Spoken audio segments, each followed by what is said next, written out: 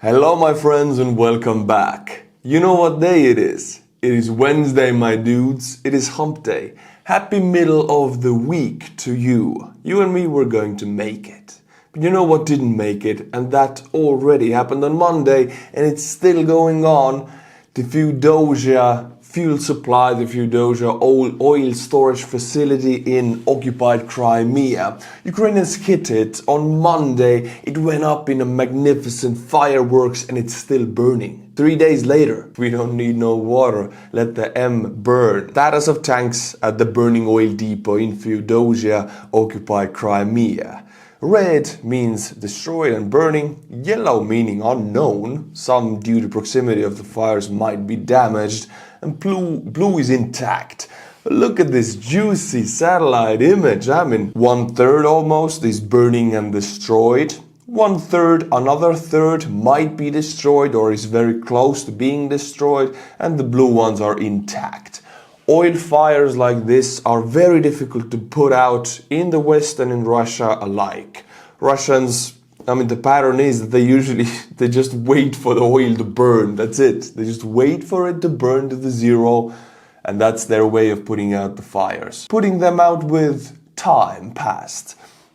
Now 3 days later, this one is still going hot. It is reported that the area of the fire reached 2,500 square meters. The regime of technogenic emergency has been introduced. More than 1,000 people were temporarily relocated from the areas near the burning oil depots. Look at this happy squirrel. Russian fires monitor squirrel says, "The blaze is great for warming my nuts."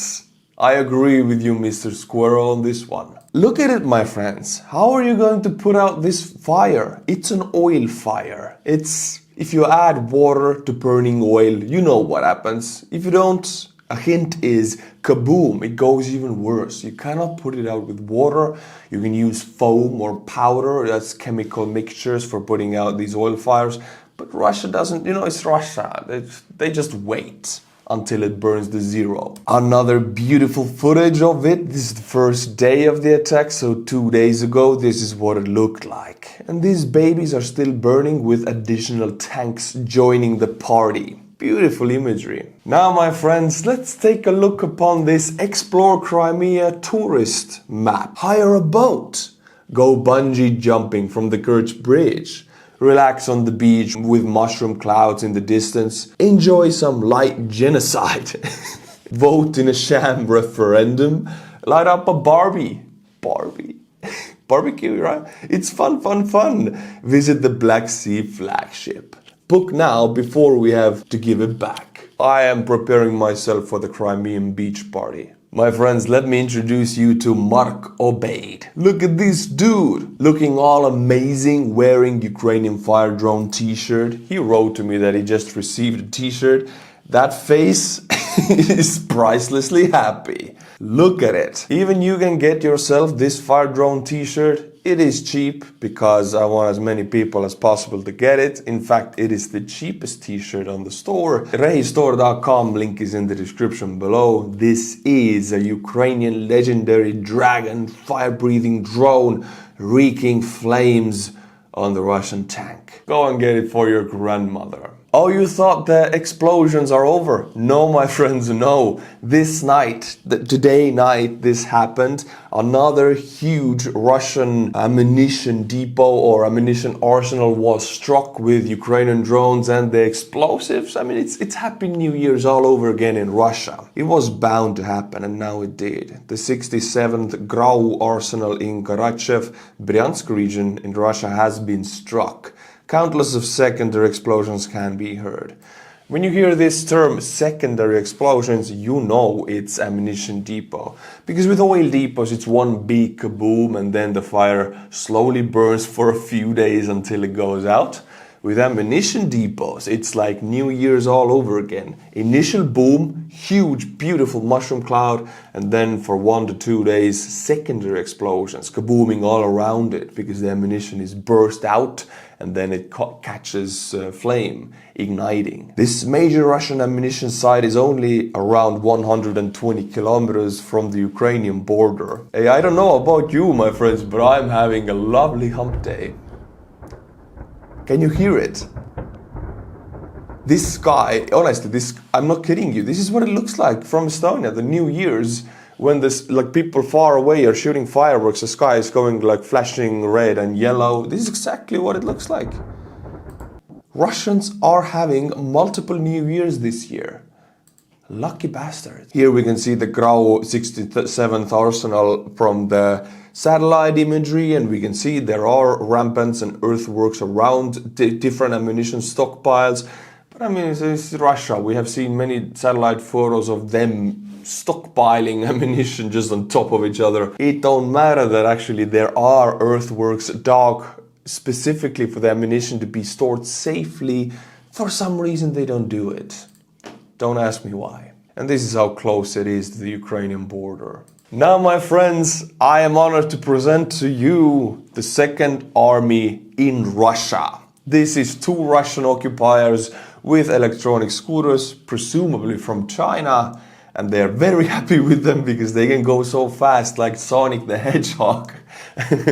Unfortunately, as much as I would love to take a dump on this, I can't, because Russia's so far most effective battle doctrine has been throwing men into battle, throwing meat into battle, wave by wave, soaking up Ukrainian ammunition. Now Russia is not able to produce enough BMPs and BTRs. They're producing the Bukhanka loaf trucks, which are these Russian Scooby-Doo vans, but they're also not enough. So anything that makes it possible for a Russian squad not to be clustered together on a BMP is a victory for Russian battle doctrine in their eyes.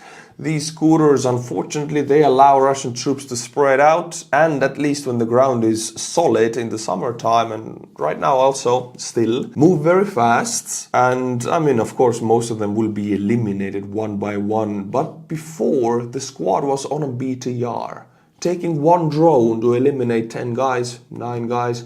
Now 10 guys with the 10 scooters can spread out quite fast, 30-40 kilometers per hour on a battlefield, taking 10 plus drones to eliminate all of them, which means they die like they did on the BTR, but they take more Ukrainian drones and ammunition with them.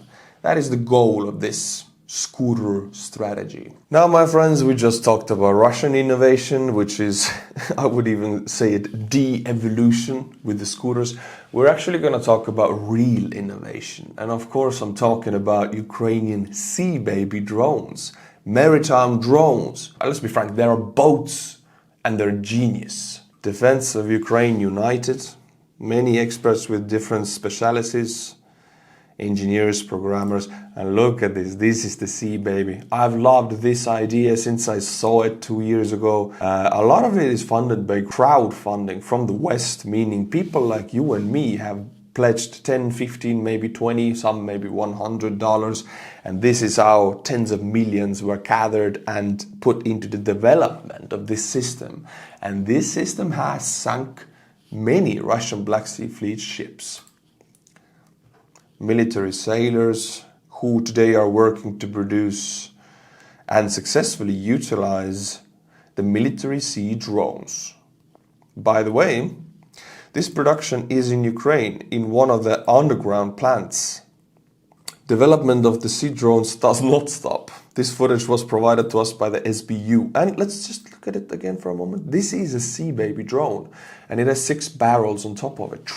Like that. It's a grad barrels. You know, the very, very old rocket artillery. And it shoots them out. Boom, look at that. They are going up in the air. They have a ballistic trajectory. And if you do the aiming and coding right, aiming system right, they can hit Russian coastal areas. They can hit the Kerch Bridge like that. They could even technically hit helicopters, although it's very difficult. And they can definitely hit ships. It's really cool. This is the work of Sea Baby, which were fundraised by all Ukrainians this year. The new drones Sea Baby are a multi-purpose platform. What does this mean? This is not a typical kamikaze drone, which objective is to explode. I would make the joke here that what are the things in this world which objective is to explode? An artillery shell, a nuclear bomb, and a Russian ammunition storage warehouse. These drones complete tasks and return, which is always good, because if you make a kamikaze drone, yes, it's good, it goes kaboom. But when you make this drone, which shoots grad missiles and comes back, you maximize its potential, maximizing enemy losses by just using it again and again. Back to the base. With these drones, SBU can deploy distance mines. And look at this, we can see the grad rockets being shot out onto the ship. I remember this footage almost half a year ago. And installed on various weaponry. And on here we can actually see the 6 grad rockets on top of it, including grad launchers. This is new generation of C, baby, because the first generation was a kamikaze version. Now we have a mining version, grad rocket version, which all Ukrainians donated for, are already being used in combat. One of the examples are strikes on a Russian position on Kinburn Spit. I love the idea of it, I love the Ukrainian innovation, and I love the fact that it is funded by people like you and me, simple people in the West and in Ukraine. Now, my friends, let's take a look at, through Russian soldiers' eyes, what is the result of ATACMS cluster munitions. Here you can see it right in front of you. This metal plate has to have been very close to the epicenter of the explosion, because only 10, 20, 30 meters away from the epicenter of the explosion of ATACMS cluster munitions, the tungsten balls already spread out. In here we can see the hit marks very organized, very orderly, meaning they just exploded out from the canister, still maintaining their order. So it must have been like very close to the epicenter. But it's terrifying. Look at this, nothing can survive this. By the way, one ATACMS cluster munition supposedly has 180,000 of these small tungsten balls. Each of one you can see right here. I mean, this is what, 20, 30 holes. It's not even 1%, it's not even 0% of the entire amount of destruction one missile does. And look, there's another one. There's more of them. This is insane. And these are metal plates, by the way. It just melts through metal. And now, my friends, without further ado, I am honored to bring to you new cereal from NAFO. Captain Himars, tungsten berries. Vaporize me, Captain. 180,000 in every box. It's just, who comes up with this stuff? I love this stuff. It just makes my day. Every time I make these Ukrainian videos in the morning, I'm lightened up by this NAFO guys making these memes. It brightens my day. Having a great time. Yesterday, in Russia, in all of Russia and occupied Ukrainian territories, Discord was blocked by Russian authorities, meaning it's yet another Western social media platform, if we can call it that. It's more like a streaming or connection platform that was blocked. Now, how is this connected to Ukrainian war? Well, it is because Russian drone units, not all of them, but quite a big percentage of them, were using Discord live stream functions to see live images from their kamikaze drones. If you think I'm kidding, or why would Russian be so stupid to use Discord? I mean, it's obviously a very flawed system for the military. Well, hey, don't ask me. We know it has been happening. We have video evidence of them using Discord. It's not a new bit of information. This is Russian reaction, Russian drone pilot reaction to the blocking of Discord by Russian authorities. The Discord block all streams from the birds to the headquarters fell. Now, instead of completing combat missions, the warriors will invent how to raise all this. To one degree or another, this will affect the results. Thank you to all of those people who make decision about blocking. And here, my friends, why am I just talking? I'm just going to show you the video. This is a Russian drone command post close to the front lines. We can see a few screens here. I mean, all of this is looking pretty neat actually for the Russians, knowing their standards. But the screens show us they are using Discord at this very moment when the video was taken to see a live feed and to talk and communicate to their drone pilots. All of this system has been blocked now in Russia by their own authorities. This means Russian authorities don't know, I mean, always the saying, don't let the right hand know what the left hand is doing, doeth, in the Bible or whatever. Well, Russian authorities don't know what their army is doing, because obviously they just shot themselves in the foot. Russian pilots and drone crews will recover from this. They will find another way. I mean, there's plenty of platforms to stream, but it just creates another 1 or 2 weeks of vacuum with issues. They have to fix these issues before they can continue with their battle missions. And now a slight reaction. Have you considered crying about it? Says Mr. Budanov. And again, this is a very old meme from the first year of war. Like every time I see Russians doing this stuff, I always think about, and this guy said it, it's a Ukrainian fighter on the front, we are very lucky that they are so effing stupid. Now, my friends, we will jump to Kaliningrad Oblast, which is, and there's a seaport, Baltiysk port, where a Russian minesweeper was stationed. Now, something happened to it. And it's in the middle of Europe, and somehow Ukrainians had something to do with it. Ukrainian Defense Intelligence reports that Obukov, minesweeper of the Russian Baltic Fleet, has been put out of order in a successful operation. The ship was based in the city of Baltiysk and was supposed to go on a combat duty. It suffered severe damage due to the mysterious appearance of a hole in the gas pipe that led to water getting inside the engine. Now it is going for a lengthy repair, which is going to be a problem for Russia as these engines are scarce. Obukov is the second Russian Baltic Sea Fleet ship that has been damaged within the past 6 months. And I just want to look at this video. I mean, imagine you're an engine engine operator, engine room operator working on a Obukov Baltic Sea minesweeper, and the ship engine is making weird noises. It doesn't start. It's like inefficiently. Some of the cylinders are not working.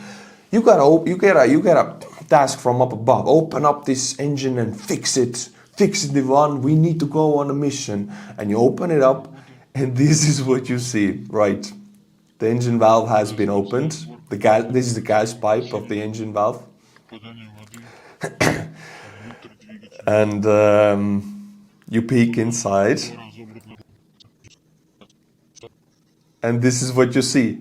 There is just a very tiny, tiny hole drilled into it. So tiny you could almost miss it. But it's enough to leak through air and gases and water into engine that, don't want these air and gases from outside, these external elements in it. It cannot work, and the flaw is so tiny. Somebody just took a driller and ran away, and the entire ship has to take a few months of repairs.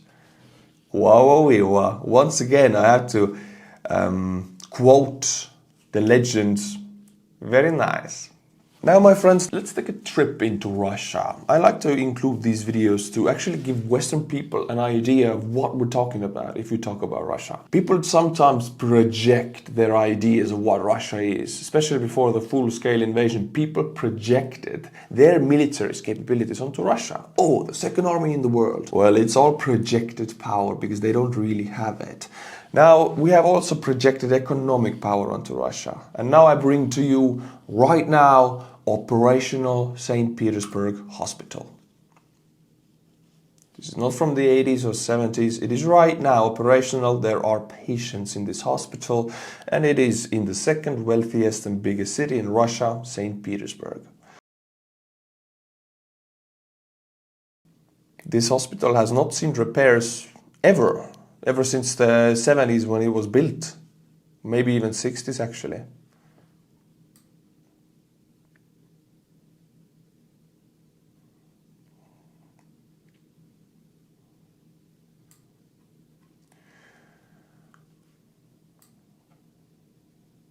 And you can see the hallways. This, I don't know how you call this covering of the floor, but every Estonian knows about it. Every ex-Soviet country citizen knows about this. It has a certain smell. We call it the Brezhnev smell of death, because it really does smell like Brezhnev's times. It's stagnatic. It's this old kind. If you smell this, you immediately picture like Brezhnev's picture on the wall. This linoleum, we call it in Estonian.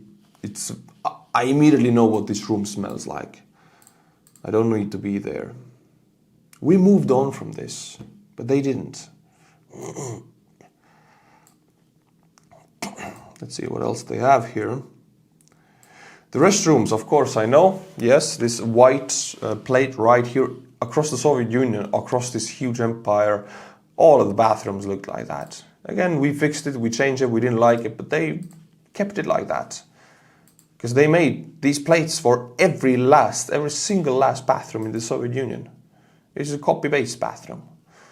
Very familiar to me, very familiar. And I know how it smells like. I can just smell it right now. It's not pleasant. Now, my friends, I'll bring you a very short analysis of why Ukraine is not using ATACMS without the go-ahead from the United States. I mean, there are instances when they have done so, especially at the first year of war when they destroyed in the Antonovsky airfield near Kherson, they destroyed Russian helicopters one by one for like 6 months. Every 2 weeks, Russia brought in new choppers.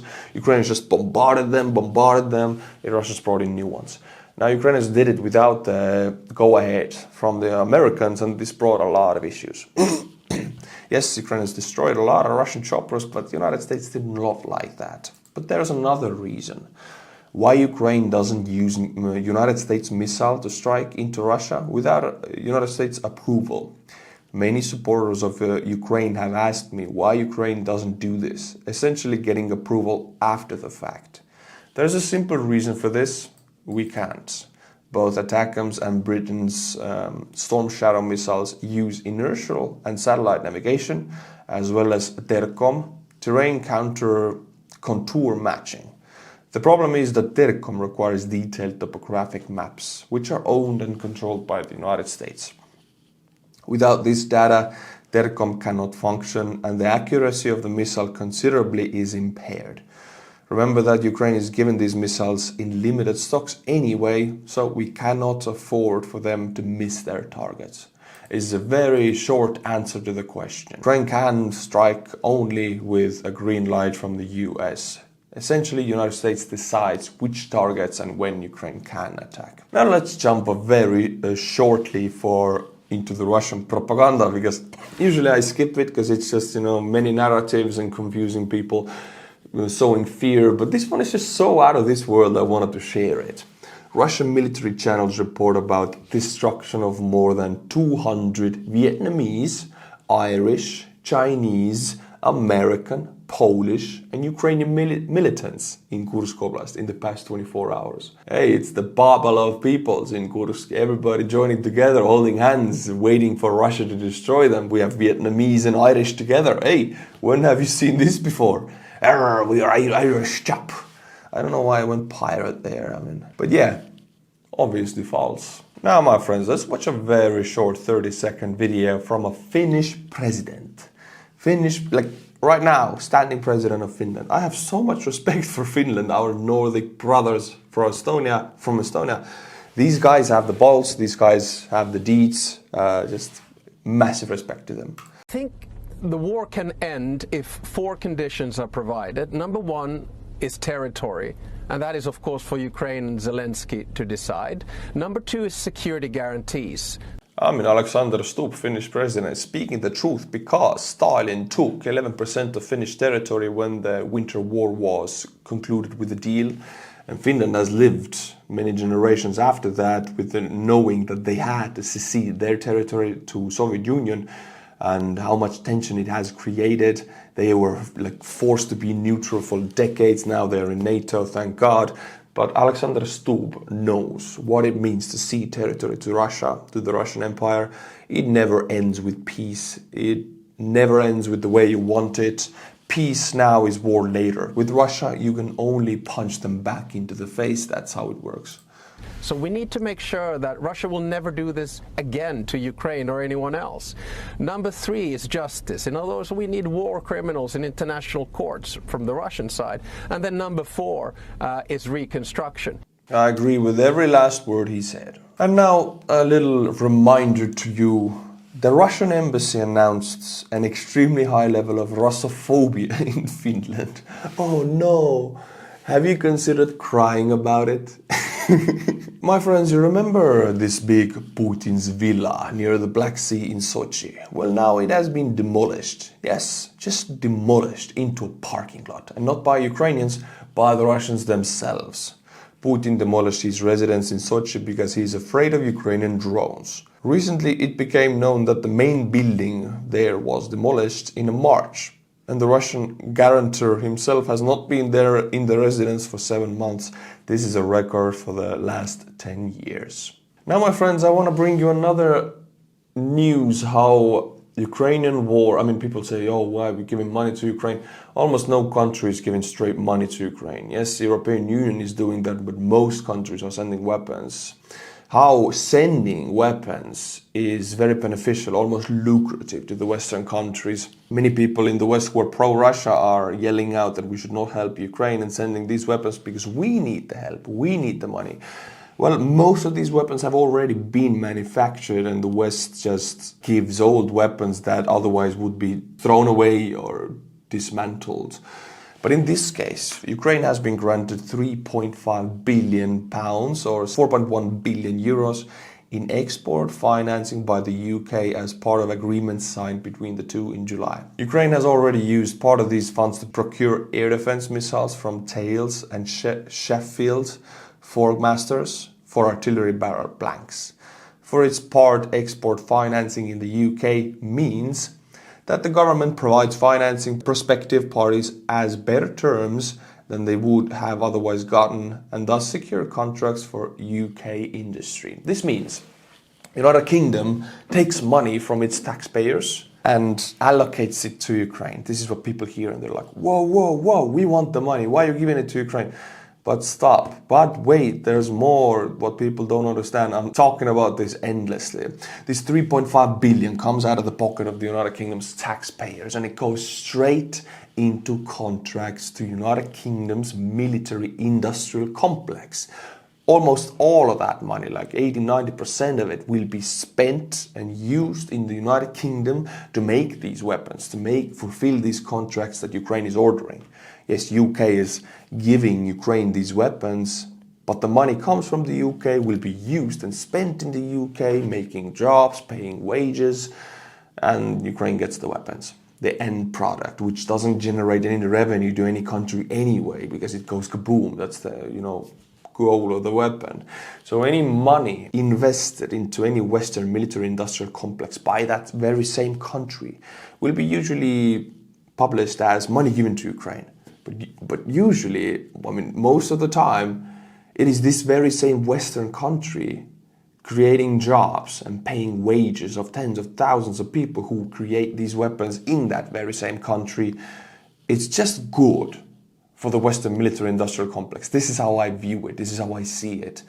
And I see many people who are pro-Russian in the West fighting against it. Am I missing something? I'm not a businessman, but if I was an owner of any kind of Western industry, this would benefit me.